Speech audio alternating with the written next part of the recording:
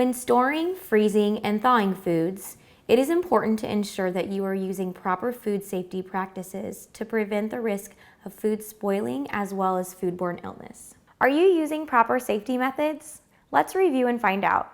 Thawing meat and poultry in the refrigerator is the safest, though it does take the longest, about 24 hours depending on the size. Place the frozen food on a plate or in a clean container so that the juices do not leak into your refrigerator while the food is thawing. Foods thawed using this method can be refrozen before or after cooking. A faster method is to thaw foods in cold water, taking just a couple of hours depending on the size of the item.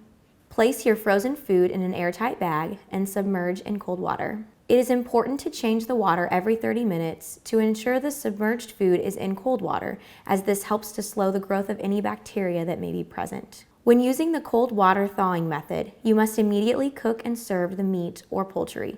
Once fully cooked, you can refreeze. Using the microwave is the fastest method of thawing frozen food. Remove the wrapping from the frozen food and place on a microwave-safe plate. This method usually takes 5 to 7 minutes per pound, depending on the type of microwave you're using and the percent power you are using to thaw. Like thawing in cold water, with the microwave method, you must immediately cook the thawed food and then serve or refreeze it. If time does not allow for thawing, cooking from frozen is a safe option. Keep in mind this method typically takes 50% more time than cooking thawed food. It's important to remember to never thaw meat or poultry on the kitchen counter, in hot water, or outdoors. When storing foods or leftovers, it's important to first decide whether to refrigerate or freeze. If you plan to use the leftovers in an upcoming meal, you can store them in the refrigerator. Keep in mind the longevity of foods can differ. If not, it's best to freeze the leftovers to prevent them from spoiling. Here are some tools from the Academy of Nutrition and Dietetics that you can use to determine how long foods can last in the refrigerator and freezer, as well as when foods should be disposed of. Labeling foods with the date they were stored will help you determine when it is time to dispose of foods. Whether refrigerating or freezing, storing leftovers should be done within 2 hours of cooking. On days when the temperature is higher than 90 degrees, food should be stored within an hour.